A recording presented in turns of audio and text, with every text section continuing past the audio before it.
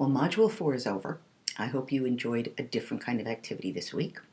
Those of you who are only doing an FX had a little bit of an easier time, but it will pick up now that we're focusing on groups. A few quick observations about our discussions last week. First, there were some wonderful applications of the readings and the concepts to analyze the meanings of the images and the videos. Really, really powerfully done.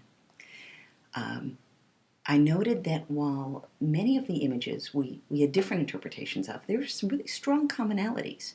For example, in the picture, everyone read the three men who were in physical proximity who looked like to at least two of them, that they were talking. They were aimed visually in the same direction. They were read as a group and often as the center. The man and the woman who were touching, back to back, no eye contact, but they were touching, were also read as a unit by most of you. And the woman who was about 3 feet away, who was not engaged toward them or touching or close in any way, was read as isolated. On the other hand, there were many other factors in that picture and in the videos that we perceive differently based on our backgrounds and our expectations and our personalities. So a couple of takeaways that I hope you'll get is that, of course, the basic one, your interpretation of what someone means is not the same as the interpretation of the person next to you, and may not be the interpretation of the person who's talking.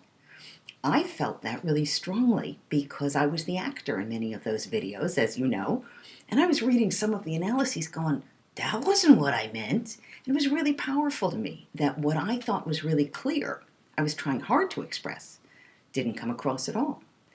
I hope it was clear to you from the disagreements in the interpretations. Another takeaway is that context is really important. Several of you noted that in those short video clips, you would have felt much better if you'd had more information about the interaction, more background. I just want to point out that that may give you more confidence, but it won't necessarily give you more accuracy in your interpretation. And I hope you keep this notion of differences. We know it intellectually. We all know it intellectually. But if you can keep it and think about it and apply it in your papers, both about interpersonal interactions and about groups, and in the way you view your interactions with the people around you, it can really help identify where there may be slippages, miscommunications, different perceptions that you can address and correct. So now we move into studying groups. We move into using the book in mixed company in a big way. Every week has at least one chapter, some more.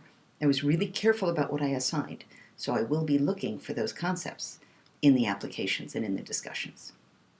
See you in the class.